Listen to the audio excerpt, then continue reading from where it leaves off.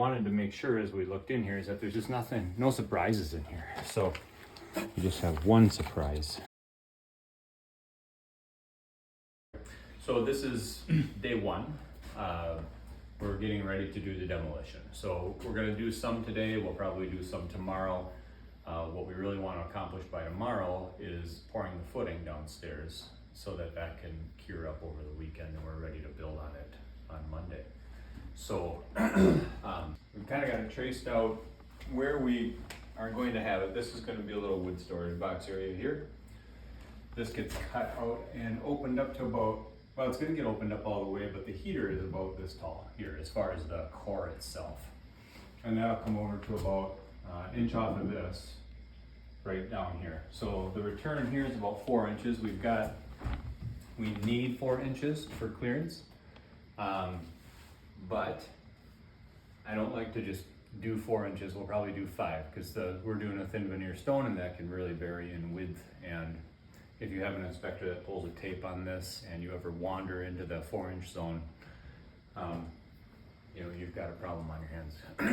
So give yourself some room there. Don't be so close to your nearest combustible that you wind up in trouble. We think it's going to be very close to flush here when we're done. This is going to go back, and the heater is going to actually become the back wall into the back room, and then we'll add a couple of wing walls to close all of that up. And that is for just so we get the heat transfer into the other side. It's a great way to utilize the heat. We can go downstairs and kind of see what we need to do, but we've got a floor to take out. Today what we're trying to do is get ready for the footing pour. We just want to tear out what we need to tear out so that we can pour our footing tomorrow. So this is the area here that we've got to tear out today. So, and the footing has to be down here. So it will come out to about here. We've got to cut this concrete floor because currently we're on a slab, and we're going to pour footing right through here tomorrow. This is that closet, and what makes this not more challenging per se, but maybe confusing to look at is that this is a 4 quad level house. So we've just come downstairs a half of a floor where this is concrete, and then it goes downstairs again to be a full basement with this right here as the ceiling in the basement downstairs.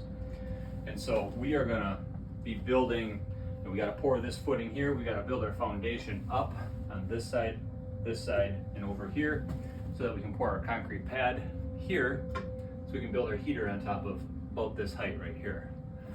And so we're gonna be removing all of this, and then the heater itself is gonna be the back wall in this room so that we get the radiant heat thrust out into this room. And so the main concern there is keeping and it's gonna pass through. Since the heater starts at this height, it's gonna pass through into the next floor. And so the thing we have to consider is how to keep our 4-inch clearance to combustibles, right? Because we've got right here, we currently only have about 2 3/4 inches from here to here. So when we build the heater, we'll recess it back a little bit further so that the back of the heater is here and it passes through with a 4-inch gap. And then upstairs, we'll use some steel grating to make that connection so that we get 2 things going, is some convective air flow, and then also we've got a face of the heater in this room. We'll have a face of the heater in the room upstairs, and then the full face of the heater in this room on this level. So the heater is literally going to be in 3 of the 4 levels of this house, and it's very centrally located. So it's a nice location.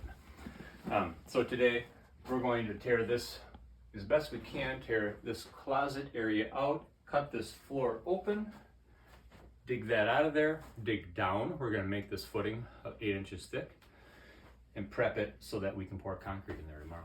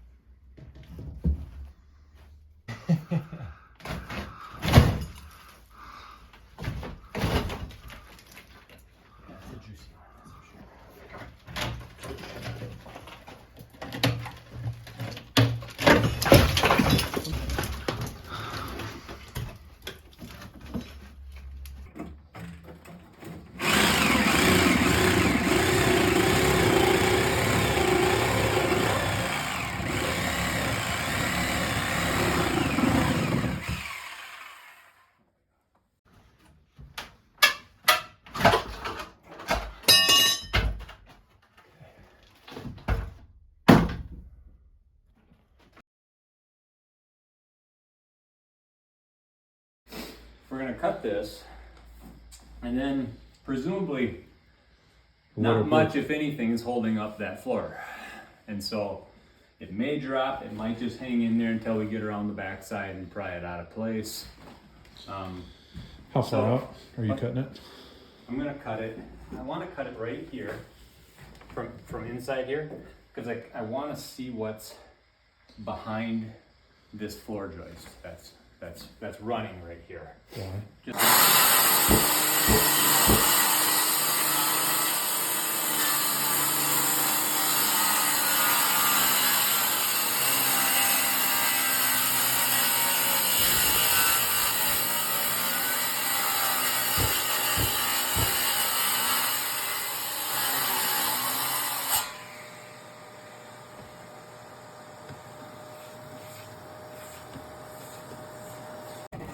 Too much. I suppose that last 2x4 right here is probably nailed into this.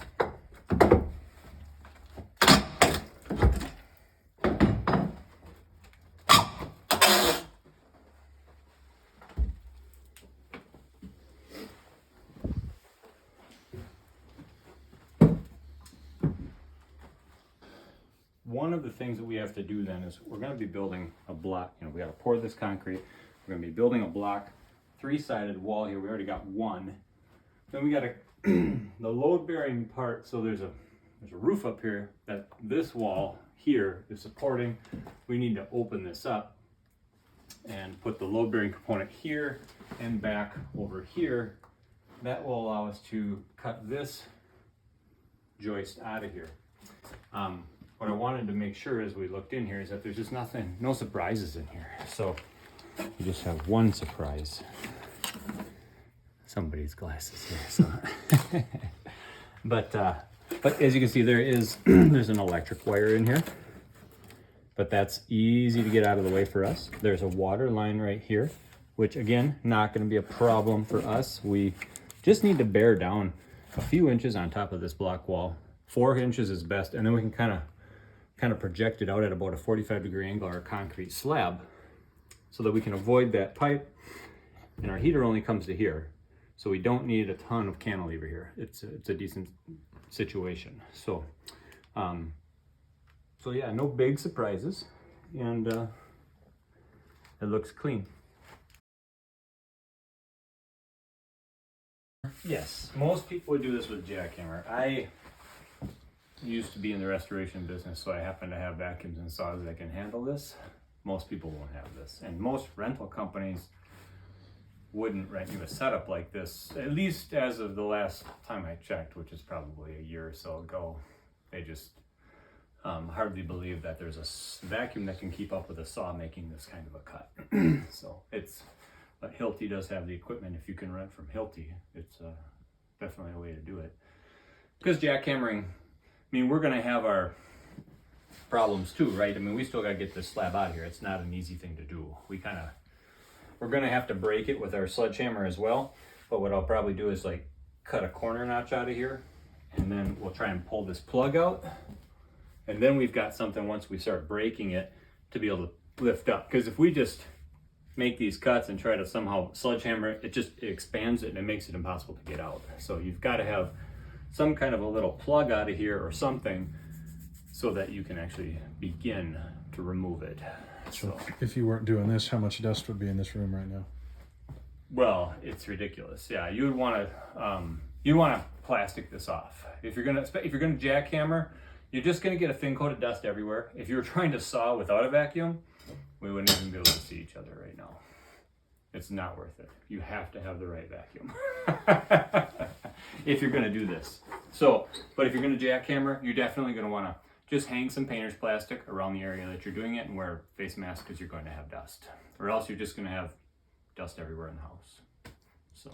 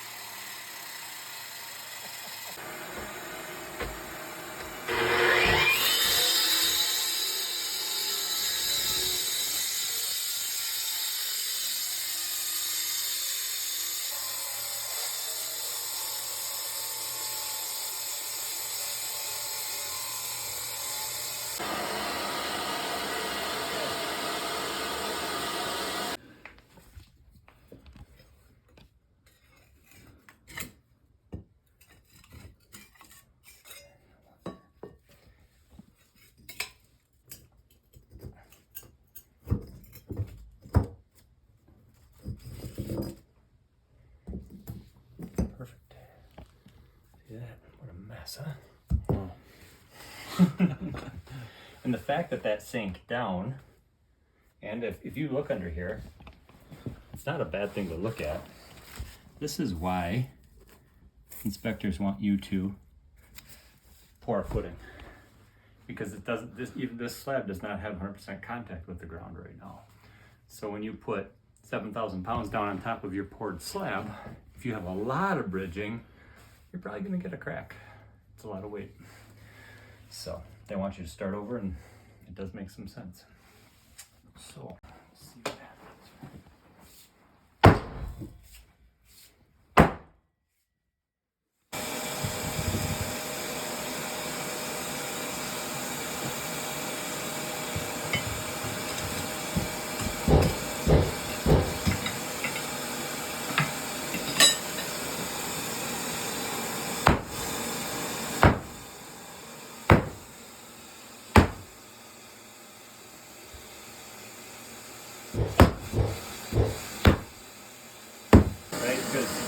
Everything wants to wedge rather than actually release.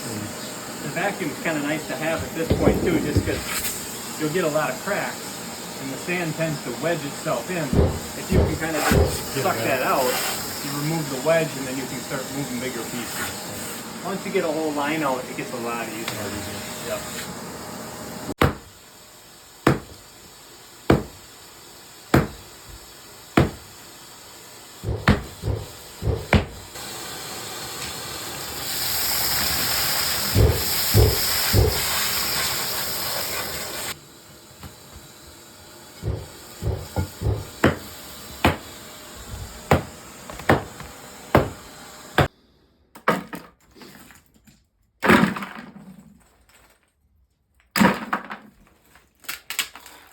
So yeah, what's left is we just finished this tear out, and it's coming out pretty easy now that we took the corner on it. We're going to dig down another 3 or 4 inches to try to get about an 8-inch footing pad. Tomorrow we'll bring in the rebar and the concrete. We'll fill this back up. We'll have our footing. We'll see what we got for time. Maybe we do a little bit more tear out or investigation up a little further in the old closet here, and get more prepped for when we're ready to start building the heater. But then that's kind of it. The other thing that we're going to do is we're going to intentionally try and fill some of these cores as well, so that our footing is tied to the footing below. So we may not fill them all, but probably at least 4. So 1 on each end and 1 in the middle at least we're going to fill, so that we're tied together. And then again, we'll probably, when we lay our block up, we'll probably punch a couple of holes, fill it again, so that the whole thing is working together.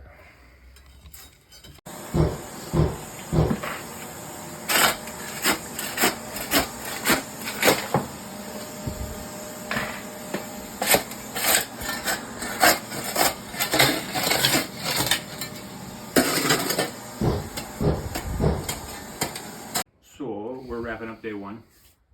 We did quite a bit of tear out today. We took our concrete out. We've got our hole dug down. We're down to about 8 inches here. So tomorrow we'll drop in rebar.